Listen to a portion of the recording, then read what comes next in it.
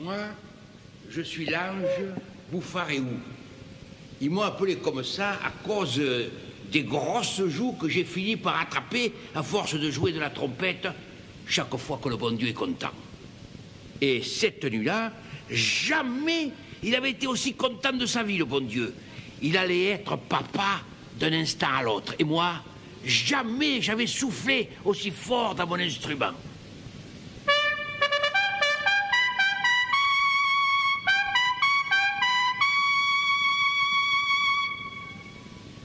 Je vais vous dire comment ça s'est passé.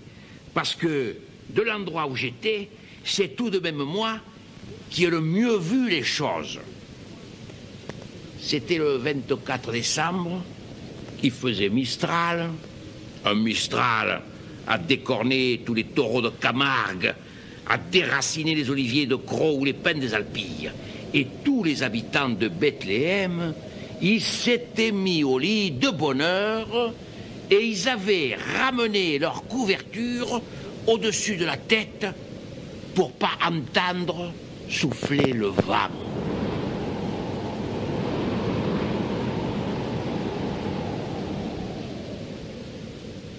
Le Mistral, qui est un ami du bon Dieu, avait chassé tous les nuages à des milliers de kilomètres pour que le ciel soit tout propre et tout brillant d'étoiles pour la naissance du petit.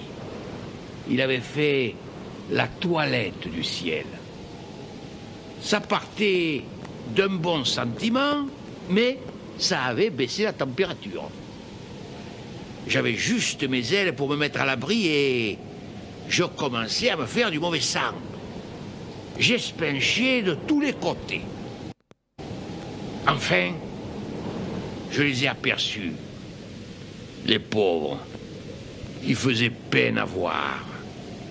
Saint-Joseph marchait devant, la barbe secouée par le Mistral comme une bannière. Il essayait de couper le vent à la Sainte Vierge avec ses larges épaules. De temps en temps, il se retournait et il disait... Alors, ma belle? Je n'en peux plus. Encore un petit effort. Je vois un cabanon là, tout près. Personne ne veut de nous. Les riches peut-être, mais ici ce sont des pauvres. Ils nous feront bien une petite place. Donne-moi ton bras. Oh, mon Dieu, que j'ai mal. Oh, quelle misère. Nous sommes propres. Pas d'argent, pas de maison, et une femme qui va accoucher en pleine nuit. Et par un temps pareil. N'aie pas peur. Attends, je vais te porter.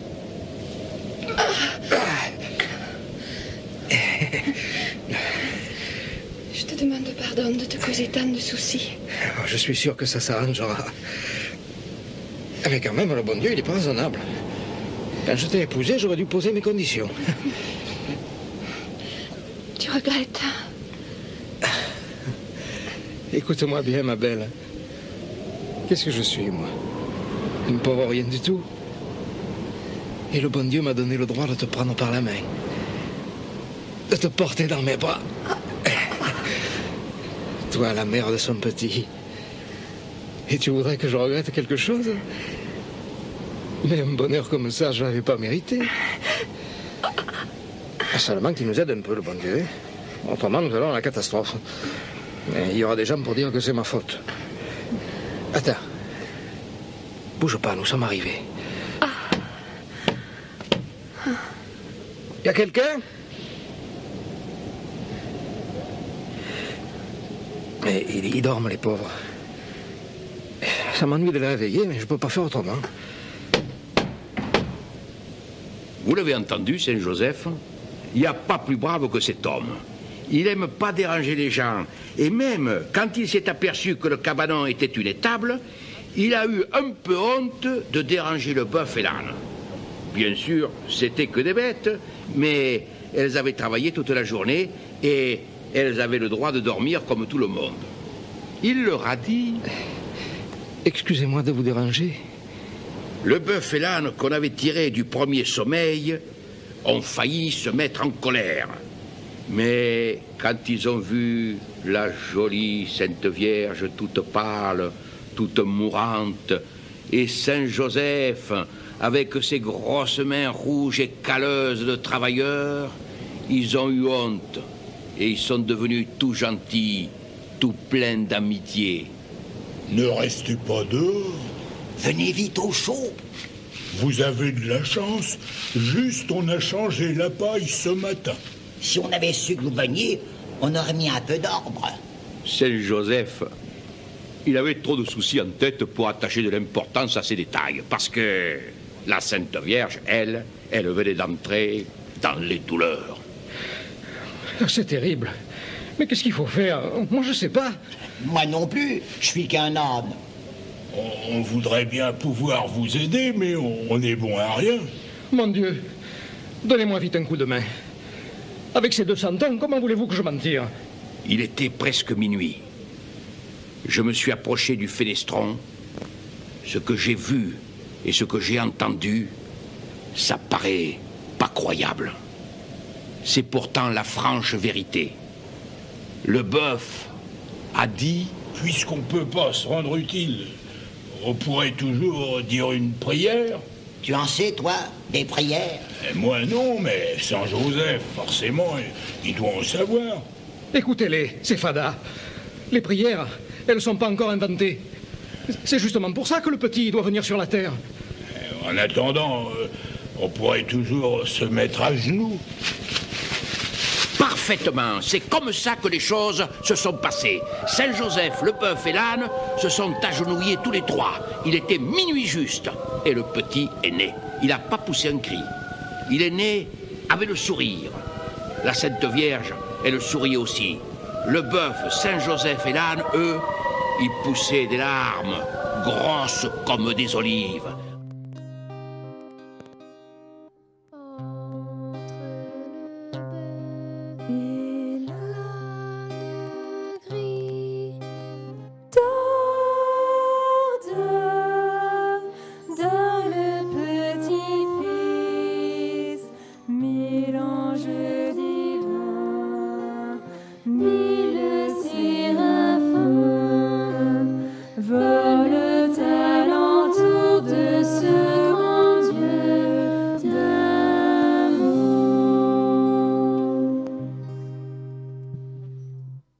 Et alors, j'ai plus su où donner de la tête, parce qu'à partir de ce moment-là, les miracles se sont succédés à une allure extraordinaire. C'était pas des grands miracles, juste des bonnes manières que le bon Dieu faisait aux gens pour montrer qu'il était content que les choses se soient bien passées. Le premier miracle, il est tombé sur le meunier au moment où il s'y attendait le moins. Le meunier, c'était le plus feignant de tout Bethléem. Sous prétexte que sa femme était partie avec un Espagnol, il refusait de moudre la farine. On était en décembre et le blé de la saison s'entassait toujours dans son grenier. Les rats commençaient à s'y mettre. « Cocagne », disait le meunier. Il passait ses journées à boire du pastis et la nuit, pour que les ailes de son moulin ne le dérangent pas, il les attachait avec des cordes grosses comme des troncs d'arbres. Vous me croirez si vous voulez, au moment où le Mistral s'est arrêté et où mes petits collègues se sont mis à chanter, le meunier a eu comme l'envie de se sortir du lit. Il disait... Oh, je ne sais pas ce qui me prend, mais il me semble que j'ai envie de travailler. Si je le disais à quelqu'un d'autre, il ne voudrait pas me croire. Je sais bien que ma femme est partie avec un Espagnol, mais ce blé, si je le laisse moisir, il sera perdu pour tout le monde. J'ai vraiment pas de chance. Hein. Juste au moment où je suis dans de bonnes dispositions, le bon Dieu, il me coupe le vent. Il se serait rendormi, le meunier, et peut-être même il se serait réveillé fatigué par l'effort d'imagination qu'il avait fait pendant la nuit, mais soudain, il tendit l'oreille. Les ailes de son moulin, ligotées par des câbles gros comme des troncs d'arbres, s'étaient mises à tourner dans un ciel où ne soufflait pas la moindre brise. Le Mistral ne soufflait plus et pourtant, les ailes du moulin continuaient de tourner et de moudre. Mais où il est, ce divin petit, qui a fait un miracle pour un grand feignant comme moi? Où il est? Que je demande pardon. Oh, et regarde cette farine qu'il me donne, si fine, si blanche. Je vais lui emporter un sac tout de suite. Non, non, 2, non, 3. Oui, 3, un sous chaque bras. Et l'autre sur la tête. Et je marcherai jusqu'à ce que je l'ai trouvé, ce divin petit, même si le coup doit me rentrer dans les épaules.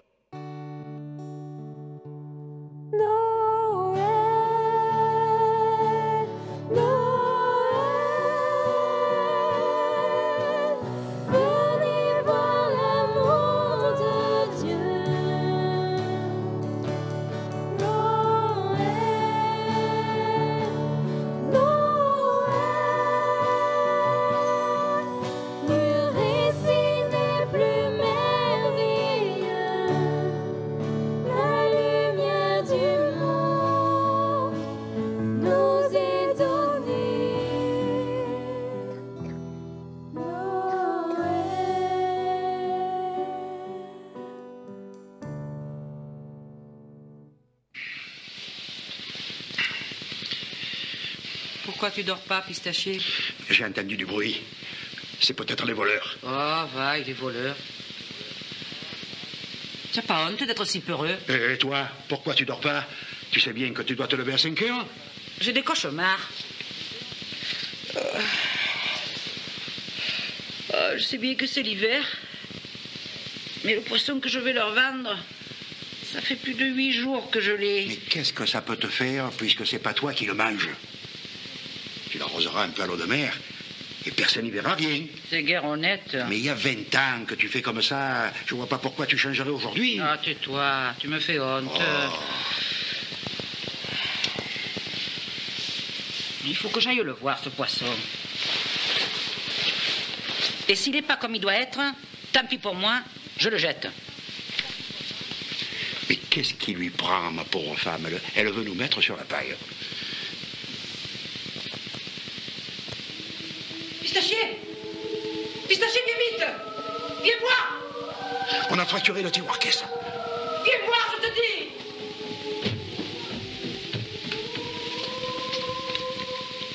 Regarde! Regarde ces rascasses.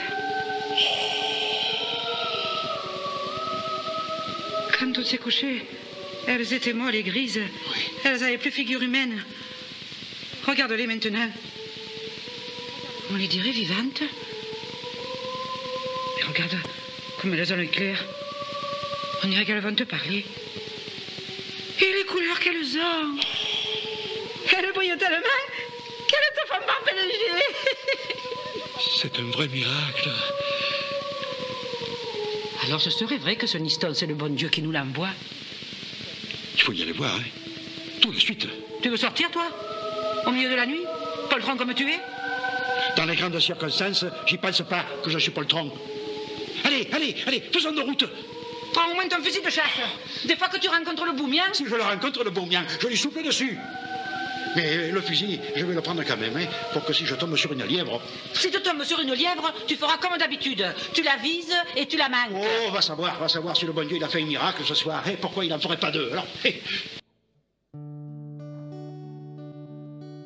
Enfant Jésus, je veux te prendre dans mes bras. Enfant Jésus, je veux te serrer contre moi. Si pauvre et si petit, pourtant tu es mon roi. Enfant Jésus, je veux te prendre dans mes bras. Noël, Dieu vient nous visiter, la la la la. Noël, Dieu vient nous aimer.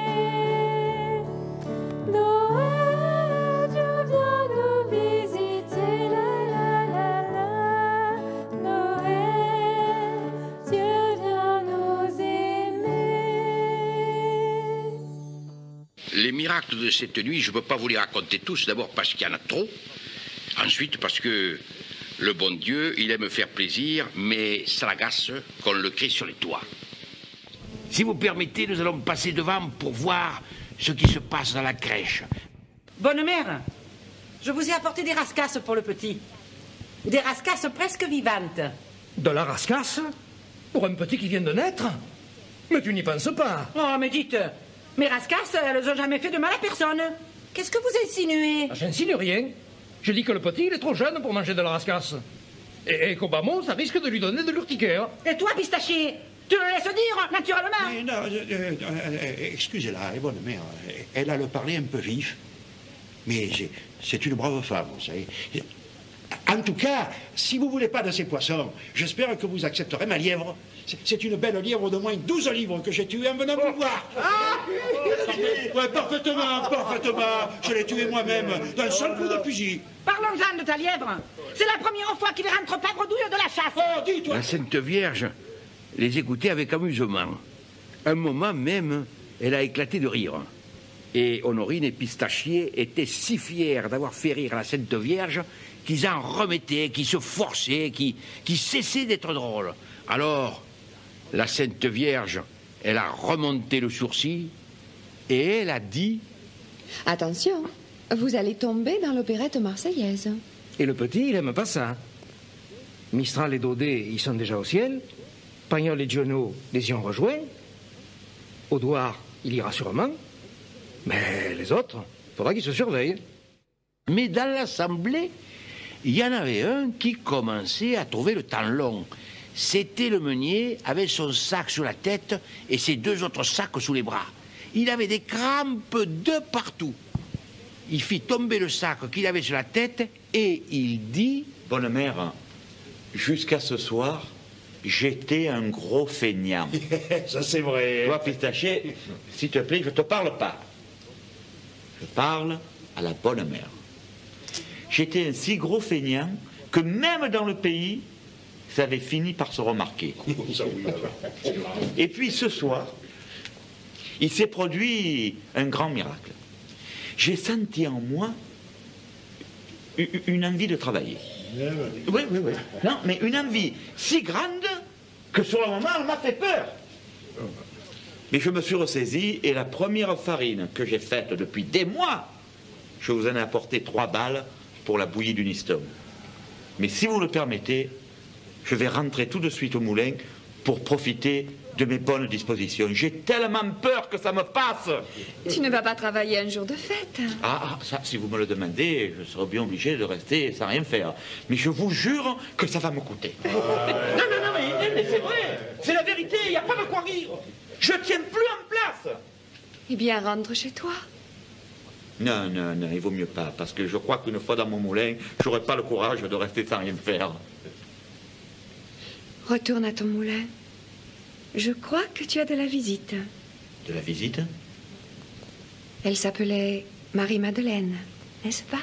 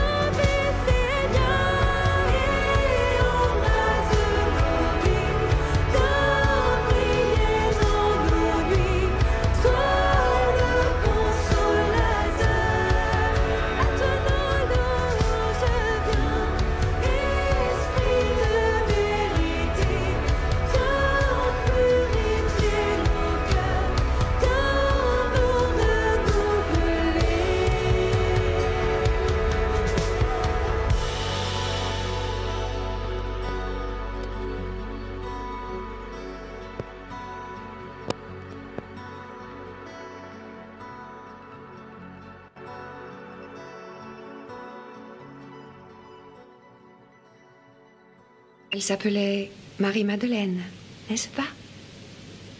Et c'est de retour? Pour de bon? Pour toujours?